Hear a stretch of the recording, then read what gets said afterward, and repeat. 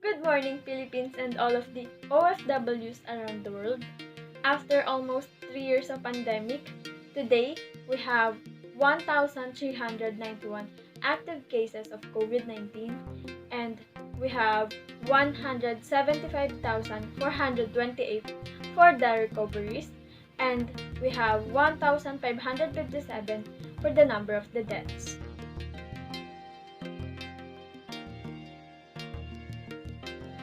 This last few weeks, killing activists and right defenders is the loudest issue in our country. And now, here's Kelvin Sebastian diving into the news.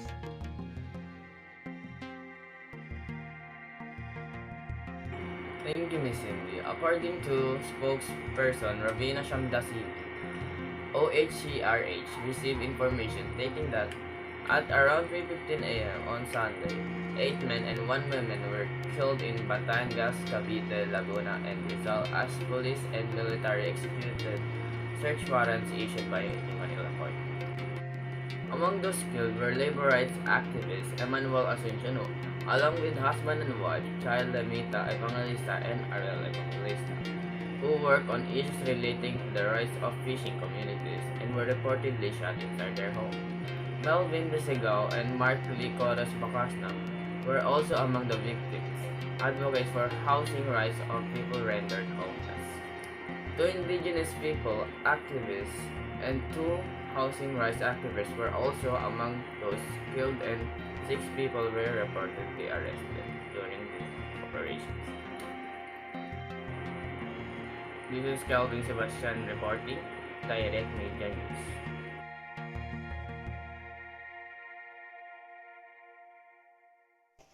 Thank you, Kelvin. Now, in this world full of children, with the majority being neglected and abused, here is Nicole Regala diving into the news.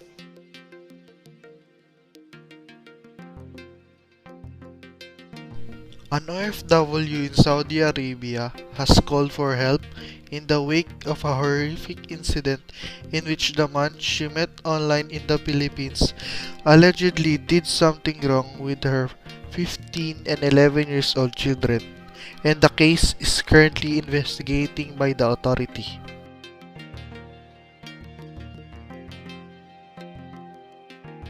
For the Filipino children because they are being groomed online, and it's very hard to identify uh, and to prevent them from being exploited because they are directly being communicated by the facilitator.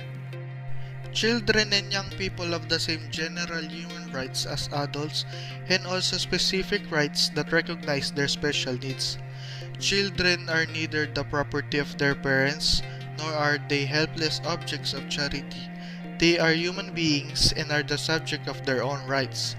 Nicole Regala, Direct Media News.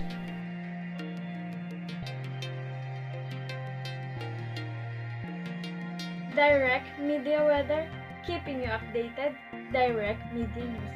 And now, here's Rohan Nacionales, our weather forecaster, for the weather updates.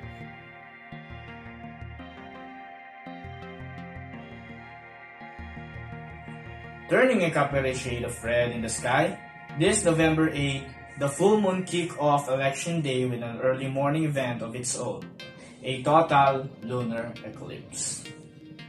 The second one of the year, the eclipse began at 3:02 a.m. expected time, with the moon initially dimming for the first hour and ended at 8:50 a.m. expected time. At totality, the stage at which the entire moon will be in Earth's shadow, the moon turned a dark reddish hue, which is why a total eclipse is also called a blood moon. A total lunar eclipse occurs approximately once every 1.5 years. On average, with the next total lunar eclipse not taking place until March 14, 2025. Although partial and penumbral lunar eclipse will continue to occur in the meantime. A penumbral lunar eclipse happens when the moon moves through the outer shadow or penumbra of the Earth so the visual effect is more subtle.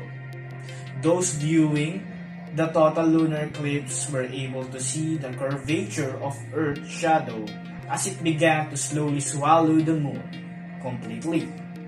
At least a portion of the phenomenon was visible throughout Eastern Asia, Australia, Pacific North America, and Central America. Every first full moon of November is called by the beaver moon in honor of semi-aquatic rodents. This is the time of the year when the beavers begin to take shelter after storing their food for the winter. According to the Old Farmer Almanac, the moon was its brightest at 6:02 a.m. expected time. Lunar eclipse occurs when the sun, earth, and moon align so that the moon passes into Earth's shadow. Because of this arrangement, unlike a solar eclipse, a lunar eclipse can be enjoyed from anywhere the moon is present during the night. Nearby stars are usually obscured by the moon glow, but the moon will be dimmed enough for the duration of eclipse that they will reveal according to Sterling. Good day everyone. Today on Weather News, a severe tropical storm Nagay, locally named Paeng, the 16th tropical cyclone that entered the Philippine area of responsibility, brought heavy rains and strong winds to the Philippines and affected at least 4 million people as it traversed the landmass 28 to 31 October 6. Its impact was felt mostly as severely in regions 5, 6, 8, 12, and the Bangsamoro Autonomous Region in Muslim Mindanao, with over 557 people affected only in BARMM. According to the National Disaster Risk Reduction and Management Council, the storm left at least 154 people dead, where 101 are confirmed and 53 for validation and 35 missing, mainly due to flash floods and landslide. The Department of Social Welfare and Development reports that more than 200,000 families were displaced. At least 73,000 families were evacuated to 2,938 evacuation centers. Typhoon Paeng made 5 landfalls as it moved west-northwest across central Luzon. Before exiting Philippine area of responsibility: 1. Virac Catanduanes, 2. Caramon Camarines Sur, 3. Buena Vista Quezon, 4. Santa Cruz Marinduque, and 5. San Juan Batangas. While the storm did not cause severe wind damage and intense and torrential rainfall over a short period of time, triggered flooding, flash flood, and landslides in Luzon, Visayas, and Mindanao, which were the major cause of deaths and infrastructure damages. In the island of Mindanao, also it was not directly along the path of Nalgay. 64 deaths were confirmed and 17 missing. I am Roan Nacionales and you are watching Direct Media News.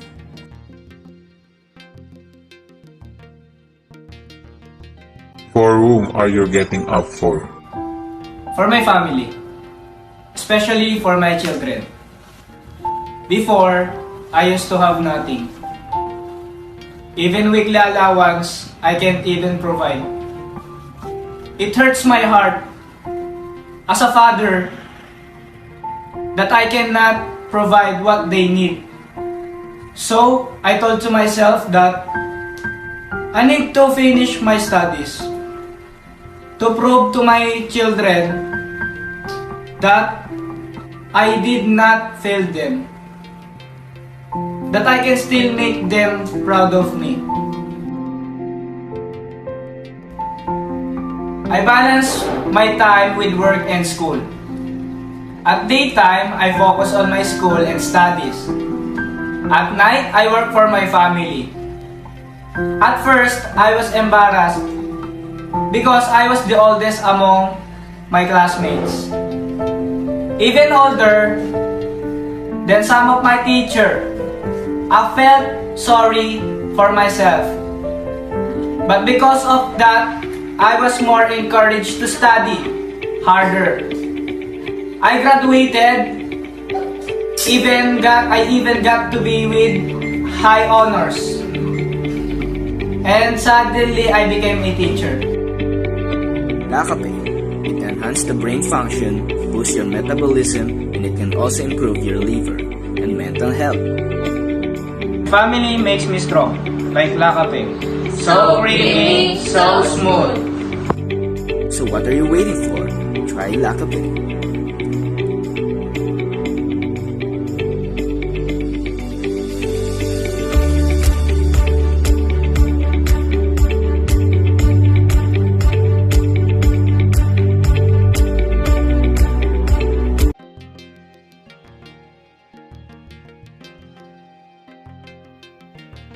On October 29, a stampede killed many people at Itaewon, one of the busiest hubs in Seoul. The stampede happened around 10 p.m. on the alley leading to main Itaewon Avenue. More than 150 people were trampled to death during this tragic event. Here is Charmaine Jacinto diving into the news.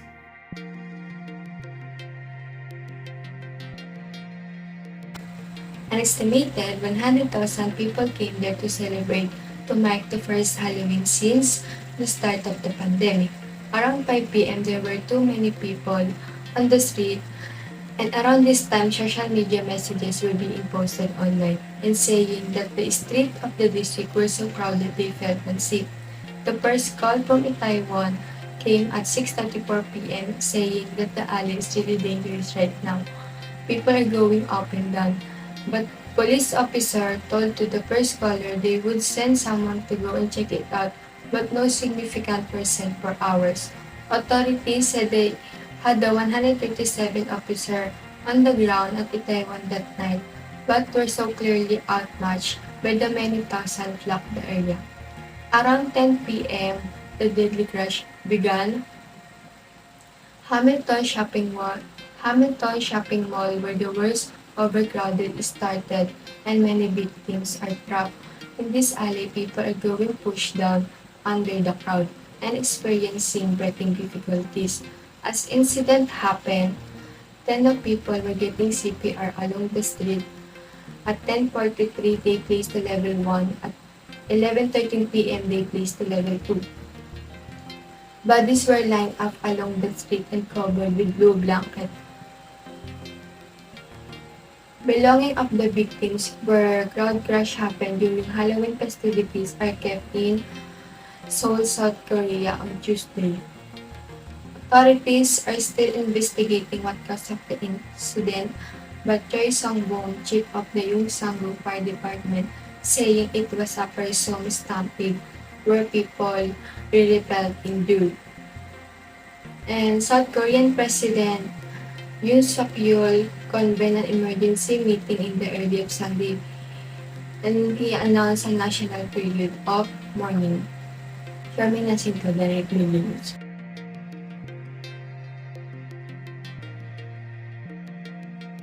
Steven Raga made history as the first Filipino-American who won the seat for District 30 in Queens, roundly defeating Republican challenger Sean Lally in the 2022 midterms election. With 58% of the vote, here is Danielle Arceo diving into the news.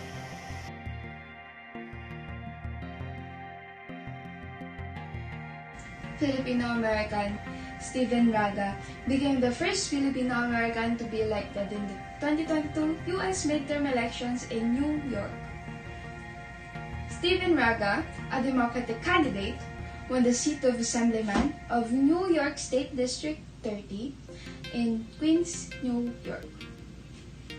He won 58% of the votes as against his opponent Sean Lally, who only got 42%, according to the New York Times live report.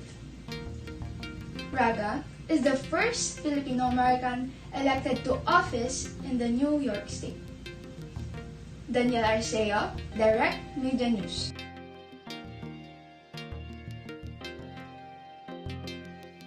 Thank you so much, Daniel Arceo. And now, Carlo Yulo did it again. After winning silver and bronze medals in 2022 Artistic Gymnastic World Championship in England. For that news, here is Elazar Zuniga diving into the news.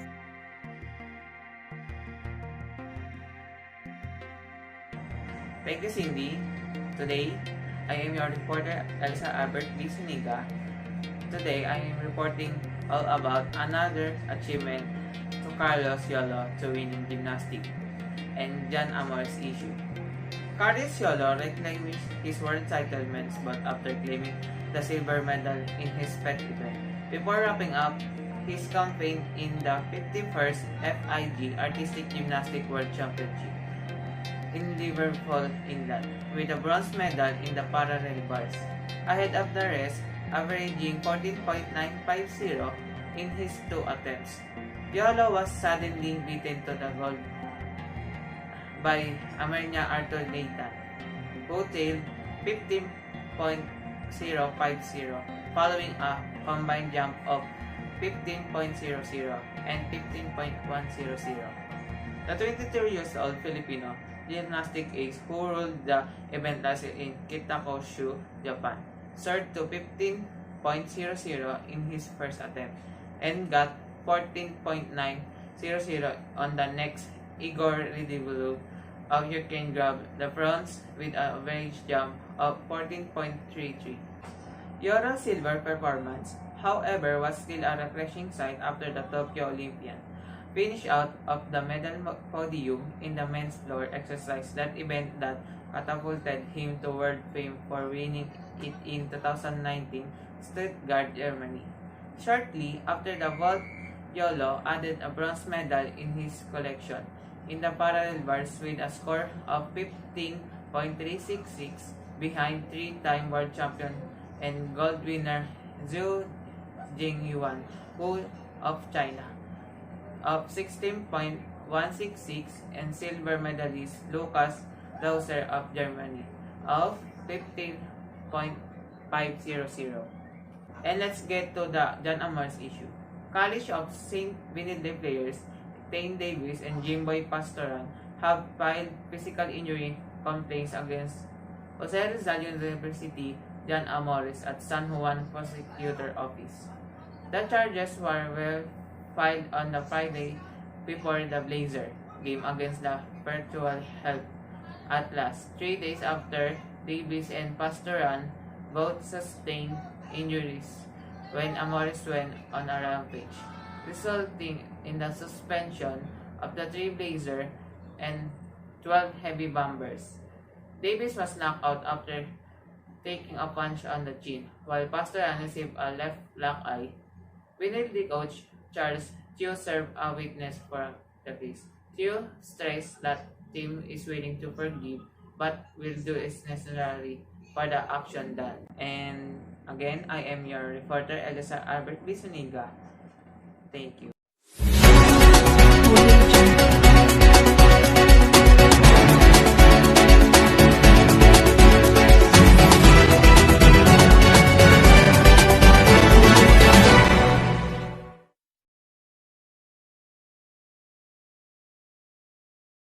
A Filipino actress, Billy Crawford, won a French Dancing with the Stars. Her husband was very proud and her parents cried with so much joy. And there's an actor, Danny Javier, who has passed away because of lung, heart, and kidney problems. Let's get an idea from Alan.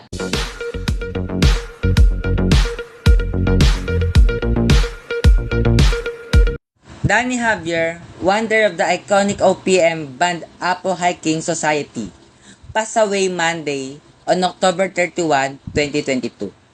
He was 75 years old. Javier died of complications due to his prolonged illnesses. His daughter Justine Javier long confirmed in a joint family statement released Monday night. In life, as in his death, our pop never stopped fighting for what he loved, what he believed in, and what he was passionate about. He left this world with his passion and his strength of will intact, and we know he would not have it any other way. Long wrote in a social media post. Long said that their family is grateful for the outpouring of love, prayers, and condolences at this difficult time, while arranging the details of his memorial and funeral details. Sa lungkot at ligaya, hirap at ginhawa kami kasama. And that calling one of the famous Apo Hiking Society songs, Awit ng Barkada. Javier in 2020 posted on social media that he has problems with his heart, lungs, and kidneys. Javier College from the music industry have expressed their deep sympathies with the loss of the OPM icon. Saddened to hear about the passing of Danny Javier, rest in peace, Danny, Zaza Padilla shared on Facebook. Premier vocal group The Company, meanwhile, also wrote, "The company sends their deepest and heartfelt condolences to the family and friends of Danny Javier. Tight hugs to Jim Parides and Boboy Garovilo. The Apo helped build OPM to what it is now. Your legacies are cemented for the age. Thank you for Danny," with Iza Iglesias.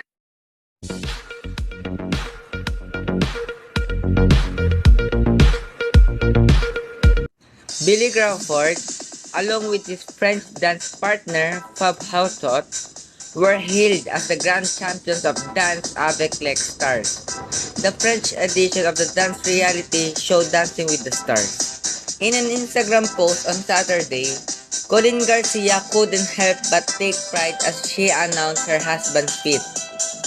"Words cannot express how proud I am of you, my love. Not just for winning this difficult competition, but for growing into the person you have become. A kind, humble man who works hard, dreams big for his family, shoots for the stars, and makes sure to lift as many people up with him along the way," Colleen wrote. The TV host performer received a standing ovation from the judges and audience during 12th season of the show's pilot episode, and consistently impressed with his performances throughout the competition. Fellow celebrities Gary Valenciano, Jessie Mendiola, Isa Calzado, Kim Atienza, Ogie Alcacid, Jake Cuenca, and Darren Espanto, among others, also sent congratulatory greetings to Crawford.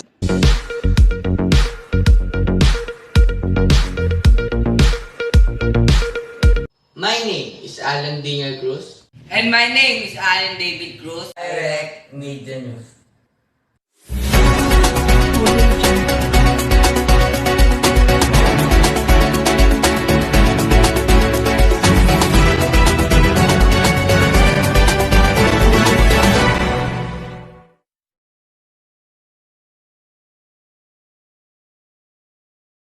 And that's our news for today's video.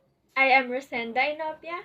And I am Gwen Policarpio, serving the truth for the Filipinos. Stephen Recalde, This is Direct Media News. always diving in.